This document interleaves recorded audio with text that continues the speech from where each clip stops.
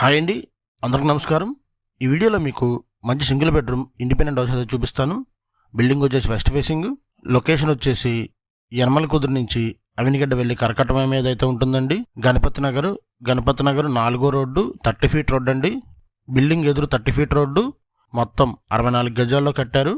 64 గజాల్లో కట్టిన single bedroom independent house. చుట్టూ ఇల్లు ఉన్నాయండి. కాస్ట్ అయితే 29 లక్షలు చెప్తున్నారు.